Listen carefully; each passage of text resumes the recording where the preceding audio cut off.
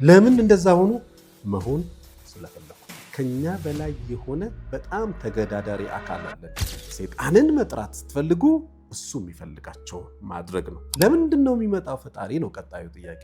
ስለዚህ አሁን ሰዎች እየሆኑ ያሉት አሁን መሆን ያለበትን ስለፈለግን ነው።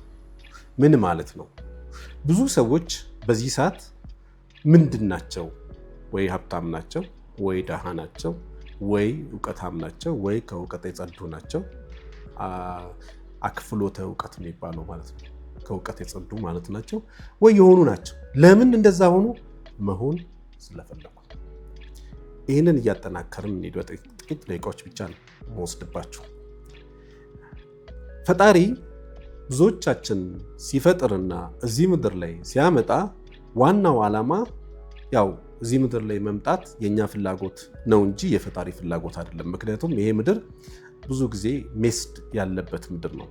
ያንን ግን እንድንቋቋም በአቅማችን አንችልም። የግድ አጋዥ ያስፈልገናል። ምክንያቱም ከኛ በላይ የሆነ በጣም ተገዳዳሪ አካል አለን። አንቲ የሆነ ማለት ነው፣ ጸረ የሆነ የሰው ልጆችን የሚዋጋ አካል አለ፣ አመንም አላመንም።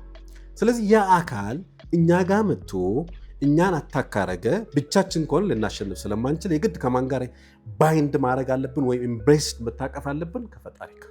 ስለዚህ እግዚአብሔር ሊያቅፈን፣ ፈጣሪ ሊያቅፈን ይገባል። እግዚአብሔር የሚያቅፈን ምን ስንሆን ነው? ትልቁ ጥያቄ ማለት ነው። ይህን ነው ቅድም መሆን የፈለግነውን ነው እየሆንን ያለ ነው። እግዚአብሔር ሊያቅፈን ከፈለግን እሱ እንሁኑ ያለንን ነገር መሆን አለ። በአንድ ምሳሌ ላሳያችሁ። ቆሻሻ ቦታ አለ። ይህንን ቆሻሻ ቦታ የሚወድ ነፍሳት አለ፣ ዝንብ የሚባል። ዝንብን መጥራት ከፈለጋችሁ ቆሻሻ ማከማቸት ብቻ ነው የሚያስፈልጋችሁ። ሄዳችሁ መጥራት አያስፈልጋችሁ።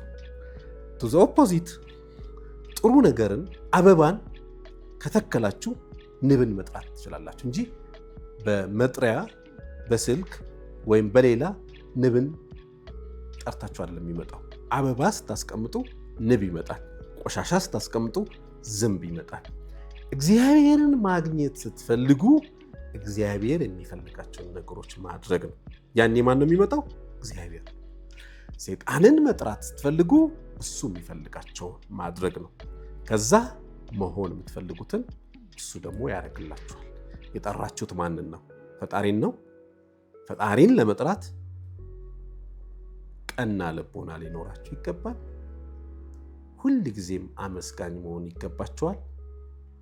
የፈጣሪ ባህሪያት የሚባሉት ቀደም የአበባ ባህሪያት ንብን እንደሚጠሩት፣ የቆሻሻ ባህሪያት ዝንብን እንደሚጠሩት የእግዚአብሔር ባህሪያትን ስታደርጉ እግዚአብሔር ይመጣል። ቅድም አሁን ያልኳቸውን ማለት ነው። በመጽሐፍ ቅዱስ ላይ በገላትያ ምዕራፍ 5 ላይ የተጠቀሱት እነዚህን ስታደርጉ ፈጣሪ ይመጣል። ለምንድን ነው የሚመጣው ፈጣሪ ነው ቀጣዩ ጥያቄ። የምትጠይቁትን ሊያረግላችሁ፣ ቅድም መሆን የምትፈልጉትን ሊያረግላችሁ ይመጣል። ማ ፈጣሪ። መዝሙረ ዳዊት መዝሙር 23 ብዙዎቹ ሰዎች የሚያጠቁትን ጥቅስ ነው።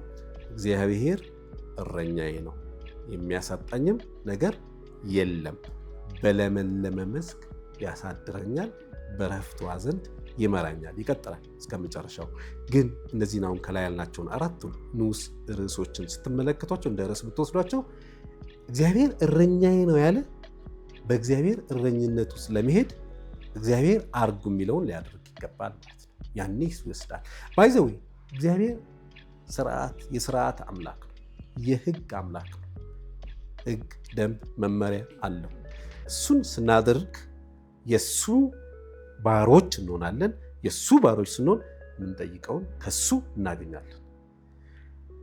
ላይክ ስትሪክት መሆኑን እግዚአብሔርን ለማወቅ አሁን አንድ ሰው ጸሎተኛ ነኝ ይበልና በሌሊት እየተነሳው ነው ጸሎት ማድረገው ካለ ሜይ ቢ ሌሊት 9 ሰዓት የሚሆን 10 ሰዓትም 11ም 12ም ማታ ደግሞ 3 ሰዓትም ቀንም ያርግ።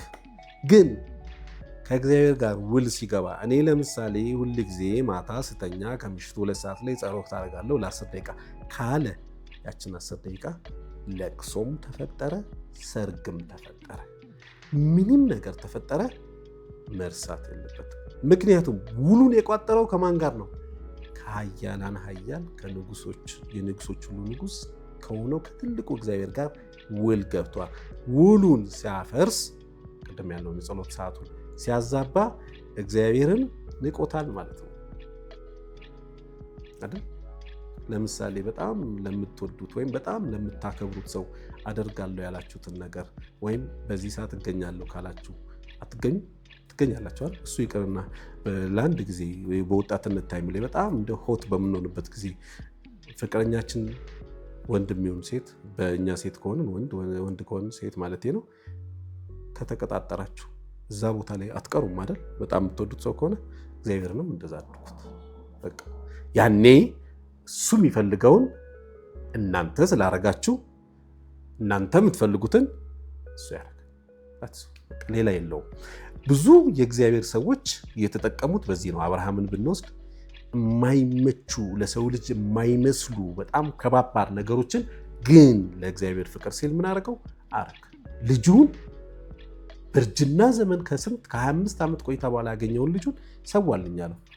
እንዲህ እኮ ከባድ ነው። ግን ከእግዚአብሔር ስለማይበልጥ ለእግዚአብሔር ፍቅሩን ሲገልጽ እግዚአብሔር ደግሞ እጥፍ አድርጎ ፍቅሩን ገለጸለት። ስለዚህ አሁን ሰዎች እየሆኑ ያሉት መሆን የሚፈልጉትን ነው ስንል ይሄንን የሚሰጣቸው አካል እግዚአብሔር ነው። ከእግዚአብሔር ጋር ያላቸው ይሄ ኤምኦዩ ሜሞራንደም ኦፍ ሚቲንግ ሜሞራንደም ኦፍ የተፈራረሙት ማለት ነው፣ ውላቸው ማለት ነው። ውሉን ሰው ልጅ ሲያፈርስ አይሆኑ ሆኖ ይኖራል ማለት ነው። የሚፈልገውን ነገር አያገኝም ማለት ነው። ግን ውሉ ከእግዚአብሔር ጋር ያለው አድርግ የተባለውን ሲያደርግ እግዚአብሔርን እንደ እግዚአብሔርነቱ ሲያመልከው ቃል በደንብ ያዘልኝ። እግዚአብሔርን እንደ እግዚአብሔርነቱ ማለት ትልቁን አምላክ ትልቁን ጌታ አክብረኝ ሲለው የሚያከብረው አታደርግ የሚለውን ሳያደርግ ሲቀር ከዛ በኋላ ሁሉም ነገር ቀና ይሆንለታል። ካልሆነ ደግሞ በዛኛው ወገን ላለው እያገለገለ ነው። የዛኛው ወገን ደግሞ በሚፈልገው መንገድ የሚፈልገውን ይሰጠዋል። የአጋንንቱ ወገን ወይ ሰይጣን ወገን ማለት ነው። እግዚአብሔር አድርግ የሚለንን ካላደረግን በተቃራኒው ሰይጣን የሚለንን እያደረግን ነው። በቃ ሌላ አይደለም። በዚህ ሁለት ነገር ነው እዚህ ምድር ላይ ያለው፣ አይዘር ፖዚቲቭ ነው ወይ ኔጌቲቭ ነው። ሌላ የለም። ስለዚህ ወይ ትርፍ ነው ወይ ኪሳራ። ስለዚህ ኒውትራል የሚባለውን አይደለም የምንቀበለው። ስለዚህ በዚህኛው ወገን ያለውን ከእግዚአብሔር ጋር ያለውን ካደረግን የሰው ልጆች ከትልቁ ጌታ ማግኘት ያለባቸውን ማንኛውንም ነገር ማለት ነው እንኳን በዚህ ምድር ለእኛ ብርቅ የሆኑ ነገሮች በዚህ ምድር ላይ ያሉትን አይደለም ያላየናቸውን ገና በሰማይ ላይ ያሉትን ሁሉ ይሰጠናል።